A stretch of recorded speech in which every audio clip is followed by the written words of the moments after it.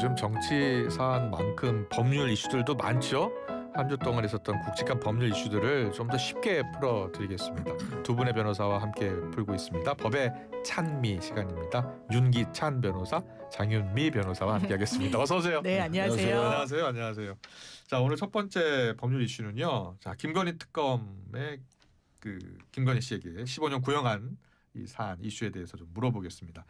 민주기 특검이 김건희 씨에게 징역 15년을 구형했는데 김건희 씨의 많은 혐의 중에서 어떤 혐의에 대해서 15년을 구형한 거예요? 그러니까 이게 혐의가 두 가지로 나눠지는데 예. 이게 합산을 해서 15년이 나왔다는 게 정확한 것 그렇군요. 같고요. 기본적으로 정치자금법 위반, 그러니까 명태균 씨로부터 2억 원이 넘는 그 여론조사 결과를 받고 그건 지급을 제대로 돈으로 했어야 되는데요. 예. 명태균 씨에 따르면 공천으로 대신 받았다는 겁니다. 김영선 전 의원의 공천. 예. 그래서 실제로 명태균 씨는 돈을 받은 셈이 됐죠. 왜냐하면 김영선 전 의원과 세배를 반으로 나눠서 이제 가져갔으니까요. 예. 그 부분에 대해서는 정치자금법 위반이 이게 피선거권 박탈의 문제도 있고 하니까 분리해서 선고를 합니다. 예. 이것만 단독적으로 봤을 때 4년. 그리고 추징금은 1억 3,720만 원을 구형을 한 거고요. 예. 나머지 두 가지는 도이치모터스. 주가 조작 사건 예. 그리고 특가법상 알선수재는 통일교로부터 샤넬 가방 2개와 그라프 목걸이를 받아서 통일교의 현안을 이제 해결해 주려고 했다라는 겁니다. 네. 알선수재는 이제 공무원이 아닌 일반인이 이게 로비를 한다는 거 있죠. 이게 뭐 그 관을 상대로 뭔가 될 것처럼 이렇게 가교 역할을 해주고 이런 거를 처벌하는 건데 김건희 씨는 공무원이 아니다 보니까 예. 이 통일교로부터 받은 알선수재 그리고 알선수재. 도이치모터스 합쳐서 이제 11년형이 구형이 됐습니다. 그렇군요. 11년 합쳐서 15년이 아니에요. 그래서 합쳐서 15년. 그래서 합쳐서 11 15년. 더하기 4, 15년입니다. 4년하고 정치자금법 위반 혐의 4년하고 맞습니다. 그리고 그거 11년하고 합쳐서 15년. 자, 특검은 이 김건희 씨에 대해서 통치 시스템을 파괴했다. 그러면서 최고 형량도 부족하다. 이런 입장을 밝혔네요. 그 양형 기준을 넘어서는 거기 때문에 그걸 설명하기 위해서 그런 것 같아요. 아, 그렇게 표현한 거군요. 네, 예. 통상 저희가 양형 기준을 보면 이게 이제 형량이 1년 이상 또는 3년 이상이거든요. 자본시장법 위반이. 그러니까 이게 도이치모터스의 김호수 씨와 연관된 범죄예요. 네. 김호수 씨가 사실 대장 범죄인이라고 보게 되면 여기는 걔 가공한 거기 때문에 그보다 형량이 낮아요.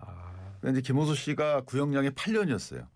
그러니까 나온 거는 최종형이 3년에 집행유예 4년. 예. 그러니까 거기에 비춰보면 굉장히 큰 형이죠.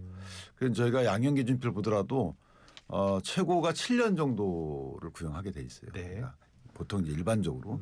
근데 여기는 11년인데 물론 안선수재가 있지만 그게 평가됐다 하더라도 11년은 과하다고 보여지기도 하죠. 예. 그러니까 본인이 이제 그런 말을 해요.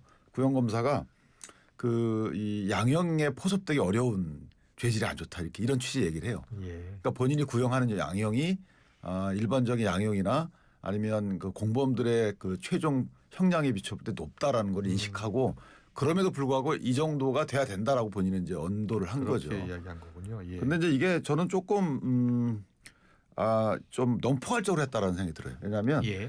여기에 있는 범죄는 자본시장법 위반은 이제 김건희 여사가 대통령의 배우자가 되기 훨씬 이전에 있었던 일이기 때문에 그렇고 예. 나머지 대통령 배우자가 있은 이후의 일은 이제 알선수재 그리고 정치자금법 위반이거든요.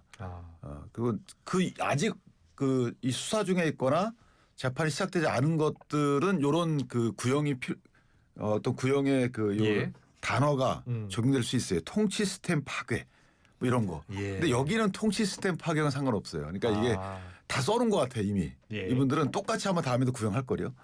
제 말은 뭐냐면 여러 가지를 또 이제 기소를 할 건데 거기에 이런 단어가 쓰일 만한 그 죄질이 있어요. 그런데 아마 똑같이 다 구형할 거 이런 단어를 쓸 것 같아요. 그래요. 예. 여기에 대해서 김건희 씨는 어떤 입장을 밝혔나요? 억울하다는 입장입니다. 예, 예. 본인이 일단 몸이 너무 안 좋아서 그 결심 공판 전에는 다른 이제 대기 공간 이게 구속 수감된 피고인들이 이렇게 대기하는 공간이 있거든요. 예. 거기에 이제 들 것에 기대해서 청취하는 형식으로 이제 재판에 임했다고 할 정도로 정말 이제 뭐 이제 계속 앉아 있기가 힘들다라고 했는데 최후 진술할 때는 그 법정에 있었던 이제 뭐 취재진들 얘기를 들어보면 그게 좀 약간 누워 있고 이렇게 기대에 있다가 좀 놀래서 일어났다고 하더라고요. 이렇게 몸을 좀 벌떡 세워서 예상치 이렇게, 못하게 예. 구형량이 크다. 예, 본인으로서는 15년은 예상치를 좀 넘어섰던 것 같고요.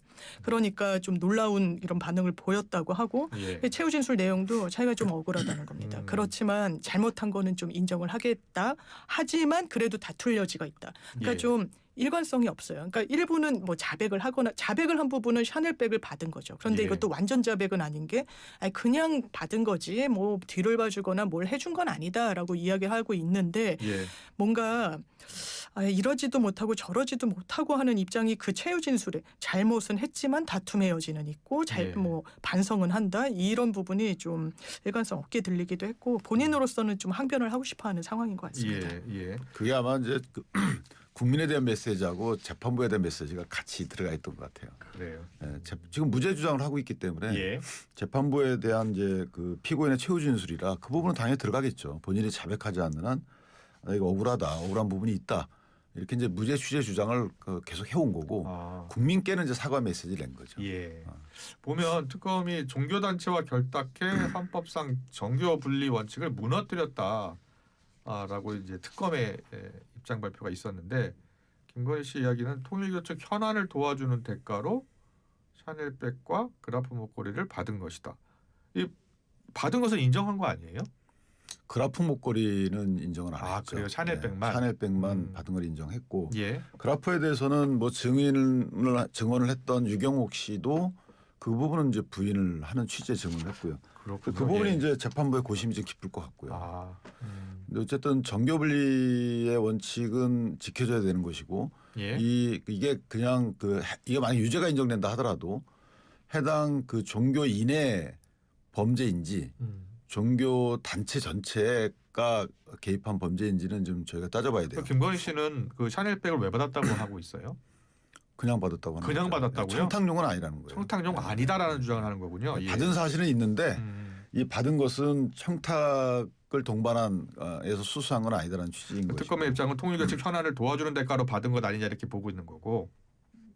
그렇죠. 예. 왜냐하면 정의신문 내용들도 대부분 그런 거였으니까. 그래요. 예. 그런데 이재명 대통령이 최근에 종교 분리 원칙을 네. 강조했잖아요.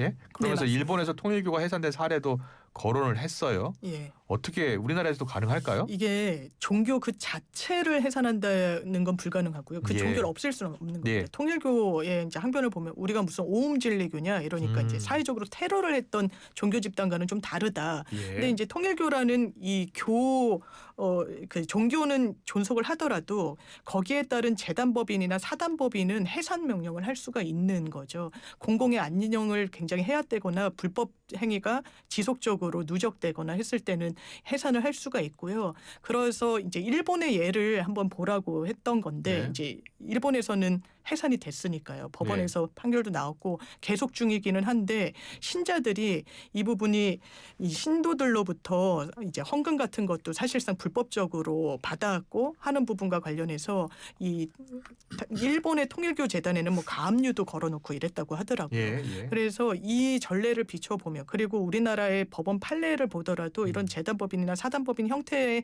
종교 단체에 대해서는 해산을 할 수 있다라고 하기 때문에 예. 이거는 법적으로 아마 좀 추진이 될 것 같습니다. 근데 이건 과해요. 대통령께서 그렇게 이 정교분리 원칙을 언급하시면 안 된다고 저는 생각을 해요. 예. 법원에서 이거 뭐 특검 이런 검사들은 할 수 있는데 대통령은 어찌 보면 종교를 보호해야 되는 분들이에요. 예.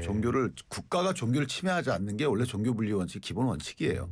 거꾸로도 물론 저희가 이제 쌍방향이긴 한데, 예. 근데 이 부분은 재단 해당 법인 자체에 특혜를 주지 말라는 취지의 대통령의 말씀으로는 제가 이해를 해요.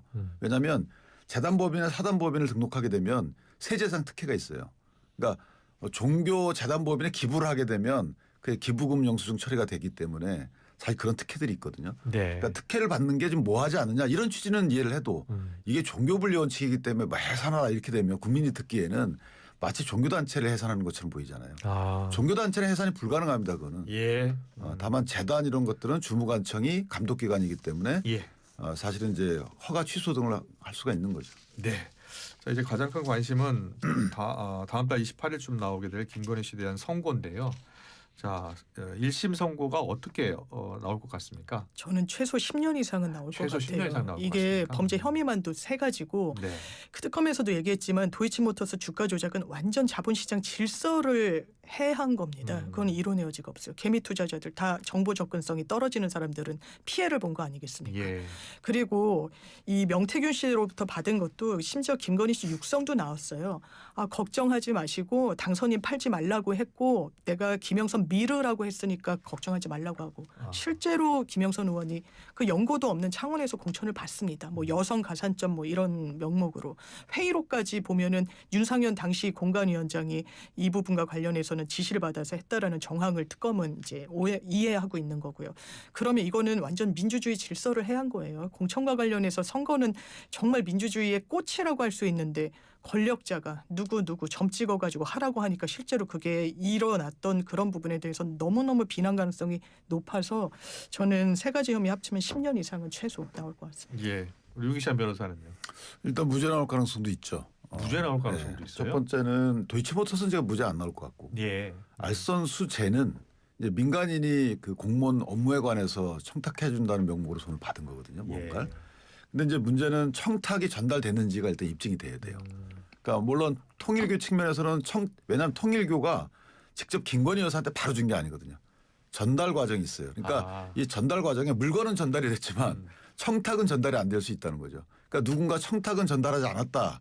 청탁도 전달했다. 여기에 따라 달라질 수 있는 거예요. 그럴 수 있군요. 그래서 건진법사 등이 청탁은 전달한 바가 없다 그러면 물론 의심은 되죠. 솔직히 그냥 받겠어요. 누가 그냥 그러니까 주겠어요. 누가 샤넬백을 그냥 주고 또 그런데 그냥 받습니까? 재판이라는 거는 그게 아닌 거기 때문에 그런 측면에서 보면 이거는 법률상 무죄가 될 가능성이 있는 거고요. 자, 정치자금법 위반의 경우에는 김건희 여사가 정치인이 아니에요. 그러니까 정치 활동하시는 분이 아니에요. 그러니까 이 부분도 정서상은 유죄가 나야 되겠지만 이 법률상 무죄 나올 가능성이 있다는 거죠. 또 하나는 자 유죄가 나온다고 쳐요. 양형을 보면 정자법 위반도 4년을 구형했어요. 5년 이하형인데 법정형이 굉장히 높게 구형했죠. 그러니까 제가 볼 때는 상당히 왜냐하면 다툼의 여지가 있기 때문에 그래요. 그다음에 김영선 씨 공천 준 부분은 다른 걸로 의율할 수도 있어요. 그 부분은. 소위 뭐 뇌물죄로 의율할 수도 있는 부분이고. 그리고 이 도이치모터스 사건 관련해서는 이거는 형이 대폭 깎일 가능성이 크죠. 왜냐하면 이미 이제 주범이 3년에 집행유예 4년을 받았기 때문에 벌금도 5억 원을 받았어요. 이 말은 뭐냐면 20억 원을 구형했잖아요. 근데 20억 원은 구형한 이유가 벌금 병과인데 이분이 얻었다고 추정되는 이익이 8억이라는 거잖아요. 4, 8이 30. 하여튼 4배에서 6배 사이 뭐 이렇게 정한단 말이에요. 근데 김호수 씨도 150억 원을 구형했어요. 그 당시에. 근데 알고 보니까 야 산정하기 어려워. 그래서 산정하기 어려울 때 가장 최고 형량이 5억 원이에요. 그래서 아마 김건희 여사도 5억 원 미만일 것 같고 유죄가 된다 하더라도 형량도 이거는 집행유예 가능성이 있는 거죠. 이 부분만 놓고. 김건희 씨 뭐 관련 공정하게 봤을 때. 알겠습니다. 진영의 잣대를 안 봤을 때. 그리고 김건희 씨 관련해서는 최근에 일부 언론 보도도 나왔었는데 윤 전 대통령의 12.3 개헌 배경에 김건희 씨 사법 리스크를 막기 위함도 큰 부분을 차지했다라는 보도가 있었어요. 관련해서 두 분의 생각은 어떠세요? 저는 가능성이 있다고 봅니다. 왜냐하면 그때 윤석열 전 대통령이 지지율이 너무 낮았고 그때 여러 사법 리스크가 있었어요. 뭐 김건희 씨 같은 경우에는 명품백을 받는 영상까지 나왔는데도 이건 죄가 되지 않는다. 도이치모터스도 고검에 갔을 때는 항고에서 고검에 갔을 때는 그 육성까지 거의 뭐 한 달도 안 돼서 찾아냈는데 중앙지검에서 계속 끌다가 무혐의 4시간 넘게 무혐의 브리핑을 하는 경우는 정말 검찰 역사에서 찾아볼 수가 없습니다. 그러면서 이 부분이 국정 운영에도 굉장히 해가 되고 뿐만 아니라 증언대에서도 당시에 대통령께서 그 경찰청장이 서울경찰청장이 그렇게 얘기를 했습니다. 개인적인 가족사를 언급했다라는 증언까지 나왔어요. 그 가족이라는 부분에서 김건희 씨를 염두에 두지 않을 도리가 없는 거고 그리고 김건희 씨도 굉장히 그 당시에 분주하게 움직였습니다. 박성재 전 장관에게 찌라시를 하나를 새벽 4시에 보내요. 그 내용은 이 이원석 검찰총장이 지금 그 낙마하게 됐으니까 굉장히 악감정을 품고 정치 수사를 김건희를 향해서 한다라는 찌라시 내용이었어요. 그걸 새벽 4시에 못 읽습니다. 박성재 전 장관이. 그러니까 윤석열 전 대통령 전화기로 다시금 똑같은 내용이 발송이 돼요. 아마 김건희 씨가 보내지 않았겠냐라는 이야기도 있습니다. 윤 전 대통령이 내 핸드폰을 새벽에 뭐 밤새 보면서 답도 하고 이랬다고 얘기한 바가 있으니까요. 그러니까 여기에는 김건희라는 그 인물이 중심에 서 있다는 점은 굉장히 의혹이 짙다고 저는 생각합니다. 그래요. 유기찬 변호사님. 이게 이제 가십거리로 얘기하는 부분이고요. 예. 뭐 그럴 수도 있고 안 그럴 수도 있겠죠. 그걸 어떻게 합니까? 예. 마음속에 어떤 마음이 있었는지를. 다만 저희가 이제 헌재 재판 과정을 봐야 되겠죠. 네. 헌재 판결문에 보면 윤석열 전 대통령이 계엄에 이르게 된 경위에 대해서 그 동기나 배경을 써놨어요. 민주당의 전횡이죠. 예. 민주당의 발목 잡기, 예산안 전액 삭감, 그다음에 탄핵 남발, 법안에 관련된 문제 이런 것들을 헌법재판소 판결문에 탄핵하면서 써놨잖아요. 예. 거기에 보면 국정마비, 국정마비가 돼서 윤석열 전 대통령이 국정 타개를 해야 된다는 막중한 사명감이 있을 것으로 생각은 된다. 그건 이해된다. 예. 근데 그렇게 하면 안 돼 이거잖아요. 근데 계엄으로 하는 것이 아니고 민주주의 원리에 따라서 해야 되는 거지. 이렇게 얘기를 해요. 그 말은 뭐냐면 헌재 재판관들도 일치해서 여기에는 민주당의 책임도 있다. 그러니까 그것이 우리가 국민적으로 따질 때는 민주당의 이런 그 전행이 이 계엄에 얼짱타는 계엄의 배경이 됐구나라고 우리가 그걸 인정해 줘야지. 이거를 가십거리로 가가지고 뭐 배우자를 지키기 위해서 했다? 이게 말이 안 되는 게요. 자 박성재 장관랑 막 해가지고 5월달에 이게 무혐의 나오잖아요. 어쨌든 일단락 돼요. 그러니까 그 과정에서 그렇게 해결한 거에 대한 법적 평가는 별도로 받고 계엄에 대해서 우리가 역사적으로 볼 때 잘못됐죠. 그럼 우리가 얻어야 될 교훈은 또 하면 안 된다. 얼른 수습해야 된다. 그리고 정치권도 문제가 있다라고 해야 되는 거죠. 정치권도 왜 그렇게 발목 잡고 국정마비 시켰고 지금 이 대통령 하시는 말씀 그거잖아요. 야당이 협조 안 한다잖아요. 그러니까 이 대통령도 그 자리에 올라가시니까 느끼시는 거잖아요. 그러면 윤 전 대통령이 이 계엄이라는 말도 안 되는 실수를 했지만 어쨌든 그 과정에 있었던 정치적인 그 당시 상황 여기에 대한 냉정한 평가도 해줘야 되는 거죠. 그래요. 예. 알겠습니다. 잘 들었습니다. 지금 특검이 일단은 3개 특검이 가동 중인데 이 특검들이 다 마무리가 되면 2차 종합 특검을 하겠다라는 게 민주당의 생각인 것 같아요. 2차 종합 특검을 할 것으로 보세요? 뭐 하면 민주당이 무소불위잖아요. 할 것 같아요. 그러니까 저는 뭐 전가의 보도라는 특검을 갖고 저는 처음에는 설마 그런 거 하겠어라고 했는데 다 해오시잖아요. 그러니까 저는 한다고 보고 언급하기도 싫어요. 솔직히. 왜냐하면 이게 설득해가는 과정이 필요한데 2차 특검이라는 건 역사상 없었잖아요. 자 특검을 지금 한 특검은 3번 연장을 했고 두 특검이 3번 연장했나요? 한 특검은 2번 연장했고. 김건희 특검, 내란 특검, 최혜병 특검. 3개 중에 2번 연장한 게 있고 3번 연장한 게 있어요. 근데 그렇게 연장한 경우도 드물어요. 법에서 이미 법이 한번 개정이 돼가지고 한 번 더 연장권을 줬잖아요. 근데 이건 아예 또 그 법을 만들어 가지고 다른 특검을 만들겠다는 건데 결국 이 특검의 그 목은 뭐냐면 제가 선거라는 이런 진부한 얘기 안 하겠어요. 국민의 힘을 겨냥한다고 볼 수밖에 없어요. 뭐 특검이 지금 할 일이 뭐 있습니까? 나머지는 소위 저희가 말하는 이해 안 되는 부분 뭐 수수하고 이런 것들 있잖아요. 뭐 대통령 배우자가 수수했지만 저희가 볼 때 이해가 안 되거든요. 그런 부분은 기존의 수사기관에 수사하면 되는 거죠. 왜 굳이 특검이 할 이유가 뭐가 있습니까? 그러니까 특검은 어떤 문제가 있냐면 지금 똑같은 의석구조에서 하기는 민주당이 추천하는 거를 대통령이 임명하는 꼴뿐이 안 되잖아요. 그런데 그 상대 정당 다른 지정에 대해서 그런 식으로 하게 되면 오해 소지도 있는 거잖아요. 그렇다면 오히려 이럴 때 더 기존 수사기관에 하도록 냅둬야죠. 왜 다시 또 해가지고 그걸 또 끌고 가려고 그래요. 저는 이런 시도 자체도 그렇지만 이제 좀 지겨워요. 뭐 어떻게 막을 수도 없고 아니라고 아무리 항변해봐야 소용없고 우리 국민은 어떻게 해야 되는 건가요? 저는 어느 정도껏 하는 게 맞는 것이지 글쎄요 뭐 하시겠다면 하시겠지만 이해가 안 되는 부분이 많아요. 장유 변호사님은 어떻게 보고 계세요? 이게 대통령이 이제 특검 언급을 한 건 이 취지인 것 같아요.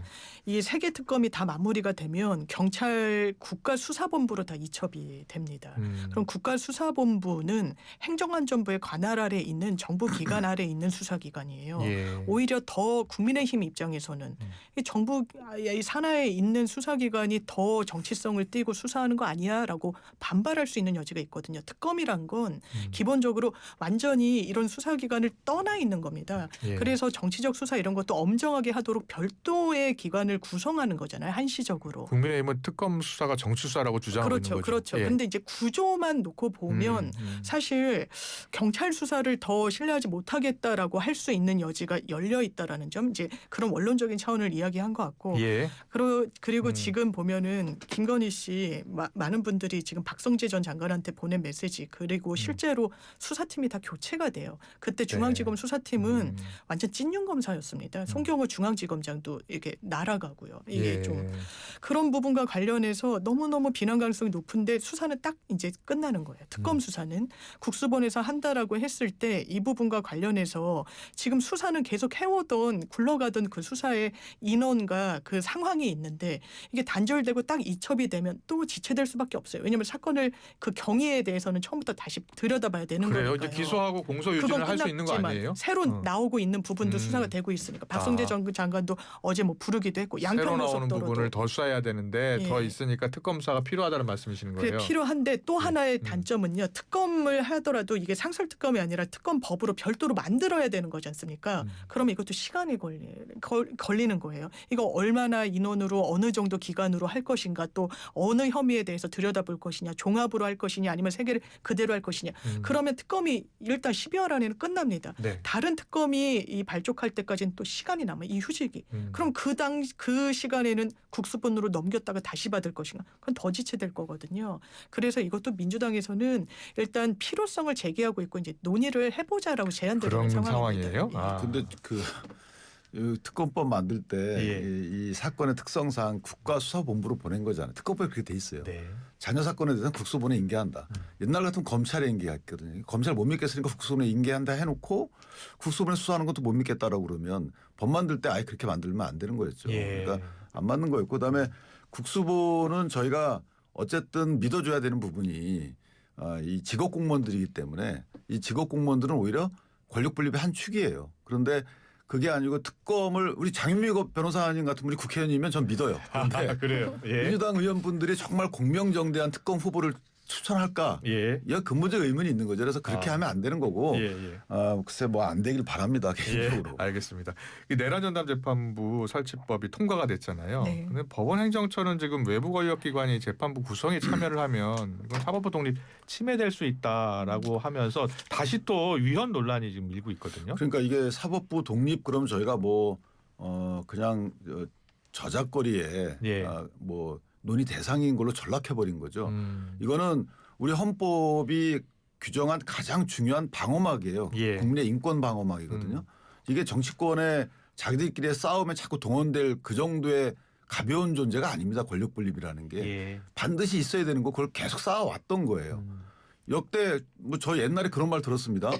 뭐 저 국정원 그 당시 안기부인가요? 안기부의 요원이 판사실 발로 뻥 차고 들어가서 영장 사인해 이런 시대가 있었다고. 예. 자, 그런 시대에서 이런 시대로 넘어온 거예요. 그럼 누가 그럽니까? 지금 법원 판사실 아무도 못 들어가요. 변호사도 못 들어갑니다. 예. 그 정도로 소위 공간적 분리도 돼 있지만 업무상 분립이 돼 있고 간섭에서 그만큼 자유로워요. 그러니까 대법원장을 정점으로 해서 니네들 알아서 해라고 한 거거든요. 그만큼 저희가 믿은 거예요. 예. 그런데 다른 사건 관련돼서는 얘기가 없다가 정치권 사건 관련돼서 유불리가 나오다 보니까 이걸 쥐고 흔들어요. 이거는 국민적 시각에서 볼 때 글쎄 국민이 진영으로 갈려 있기 때문에 국민이 제대로 지금 견제를 못해서 그렇지 실제로 놓고 보면 이러면 안 되는 거거든요. 그런데 자 판사를 어떤 재판을 맡길 것인가를 해당 재판에 특임 판사를 임명하는 꼴이잖아요. 근데 그 임명을 대법원장이 쭉 숙고해서 하는 게 아니고 추천된 걸 그대로 기계적으로 임명하게 돼 있는데 그 추천을 보니까 뭐 판사회의에서 몇 명 추천 그다음에 법무부에서 몇 명 헌재에서 몇 명 아니 왜 이거 있을 수 없는 거잖아요. 이게 왜 그러냐면 판사는 대법원장이 대법관회의에 동의를 얻어서 임명하게 돼 있어요. 예. 사실 여기는 보직도 포함된다고 봐야 되는 겁니다. 그게 핵심이에요. 왜? 아니 사건을 미리 정해놓고 재판이 먼저 기소가 돼요. 사건이 정해져 있습니다. 예. 그 사건을 보고 거기에 맞는 판사를 정하는 게 맞습니까? 그것도 외부에서 앞뒤가 안 맞잖아요. 만약에 이런 건 있을 수 있어요. 정말 100번 양보해서 자 앞으로 지재권 재판은 이런 판사단으로 합시다라고 미리 다 정해놔요. 그때 외부에서 이 판사 풀을 만드는 추천위원들이 있어요. 그 다음에 이제 사건이 터져요. 그럼 그 사건이 배당이 돼요 거기에. 예, 자 예. 이런 순서면 제가 10분 이해하는데 예. 이미 사건이 계류 중인데 거기에 맞게끔 판사를 외부에서 추천해가지고 대법원장이 기계적으로 임명한다. 있을 수 없는 거죠. 발상 자체가. 그 민주당이 내란자금단 재판부치를 추진하는 이유가 있을 거 아니에요. 예, 이게 지금 위헌 논란과 관련해서 이게 집중 심리를 하는 것 자체, 그러니까 내란과 관련해서는 이 범죄의 구조가 수개가 있고 우두머리가 있고 거기에 주요 임무 종사를 한 사람이 있고 그 밑에 네. 더 밑에는 부하 수행을 한 사람이 있어요. 예. 그러니까 구조를 떼고 있는 전체를 봐야 되는 범죄라는 거예요. 그런데 지금 그렇게 구조가 안 돼 있어요. 법원이 박성재 따로, 이상민 따로, 윤석열 따로, 김용현 따로 본단 말이에요. 예. 그러니까 피의자 항변들만 듣고 영장이 기각되고 이 컨터를 못 보는 거예요. 구조적으로. 그러니까 집중 심리를 하자는 것 자체는 거기에 대해서 위헌 시비가 없는 것 같고 다만 외부에서 추천을 하는 부분과 관련해서 법원행정처에서도 이게 문제가 있다라는 건데 그런 의견까지 정해서 저희가 본회의 이 회부 전에 의원총회를 해서 이런 부분에 대한 점검을 할 그래요? 겁니다. 그리고 이게 만약에 위헌 시비가 붙으면 예. 재판이 더 끌어질 수가 있기 때문에 예. 좀 위헌 시비를 없애는 방향으로 고민을 하고 있습니다. 하나만 더 물어볼게요. 공수처법 개정안이 네. 지금 또 통과가 됐는데 이게 원래 판검사의 직무 관련 범죄만 원래 맞습니다. 수사할 수 있는데 이게 모든 범죄로 확대가 됐잖아요. 그 배경은 어디에 있는 거예요? 제가 공수처 검사들 예. 만나봤을 때 이런 얘기를 하더라고요. 거기가 대상도 딱딱 법으로 정해져 있지만 그 대상 수사할 수 있는 것도 정해져 있어요. 예. 그러니까 A라는 걸 수사해서 자기네 공수처한테는 관할이 있으니까 수사하다가 이거 B로 넘어가야 되는데 딱 막힌다는 거예요. 수사를 완전히 법적으로 못하게 되니까 이러지도 저러지도 못하는 대단히 좀 한계가 있더라 이런 고충을 토로하더라고요. 그래서 이건 모든 범죄로 저는 꼭 판검사에 한정하지 않고 네. 좀 풀어주는 게 맞다고 생각합니다. 예.